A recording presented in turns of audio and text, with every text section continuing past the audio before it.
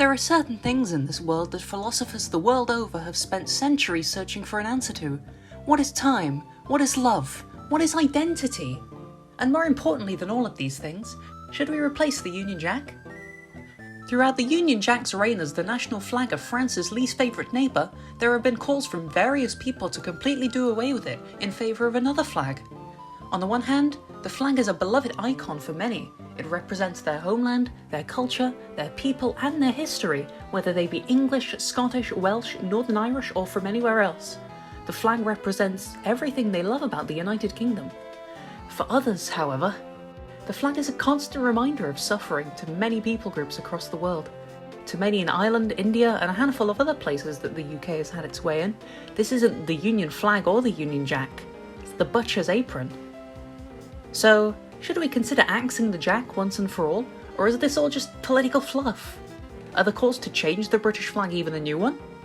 Well, the answers to that are maybe, and no respectively. Right, let's continue.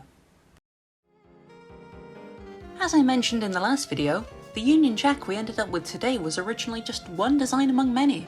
Unfortunately for the other designs, the king at the time thought they were all a bit naff, and so the Jack won out by a landslide. With that decided, almost nobody cared about whatever flag the crown used. As far as anyone was concerned, England was still England, Scotland was still Scotland, and Ireland was also there, maybe. However, the year 1649 would put the almost nobody in almost nobody cared, because the one person that did care was one Oliver Cromwell. After completely squashing the monarchy and its cavalier comrades in the Wars of the Three... no, not that one.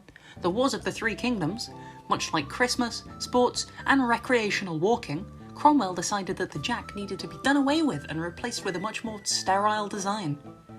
I guess the allure was too strong for him in the end, as he changed his mind 10 years later.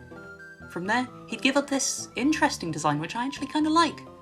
After Cromwell died and his son was given the boot by Charles II, all of his Republican shenanigans sort of got undone, including his flag and his coat of arms. From here on out, the Jack was here to stay. That wasn't to say nobody after wanted to replace it, of course. During the 19th century, early Republican movements used the French tricolour as their flag of choice before moving on to their own tricolour flag. However, the Republican movement at the time never really took off, so it seems that a tricoloured Britain was never meant to be. Not much ever came of the tricolour except for Hungary getting a free flag to use. In the decades between then and now, fringe groups would come and fringe groups would go, each with their own possible banner of choice. But even with Ireland leaving in the 1920s and Scotland leaving nearly in the 2010s, none would hold a candle to the Jack. Even when pressed on the issue, neither the Irish or Scottish governments really cared all too much about the flag being changed. Ever since then, there has only really been two campaigns of note. In 2003, a British man named Nigel Turner proposed his own flag, dubbed the Union Black. It was the same Jack as before, but with black stripes added to represent the growing diversity and tolerance of ethnic minorities in the UK. Unsurprisingly, mass opinion on this seemed to range from curiosity at best to ridiculous tokenism at worst.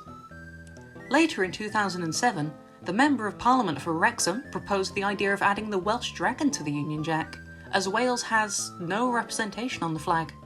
The idea actually gained traction, with many members of Parliament across Wales, as well as England and Scotland, agreeing that this should be considered. Hell, I can remember this one being brought up in school when I was a kid.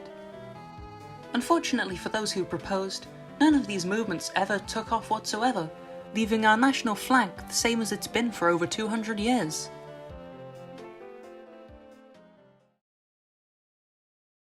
Even with all of the history behind the flag and its potential replacement, the starting question is still, and always should be, one to be considered. The Jack has survived many centuries of scrutiny, ideological changes and warfare, and has gotten only more and more popular with time.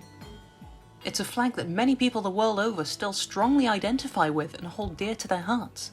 And even to those that don't, it's still one of the most recognisable flags in the history of the world. At the same time though, it's important to remember that it got to that point through some many not so glamorous means. I don't think the flag is going away anytime soon. I don't even think that we should replace the flag at all. But I think it's always important to question the symbolism around you and what it means to different people. It's through questioning these things that we gain a wider understanding and appreciation of the people around us and the symbolism we live under, and can help keep these symbols from sliding into the hands of potentially bad actors. Stay vigilant out there, folks.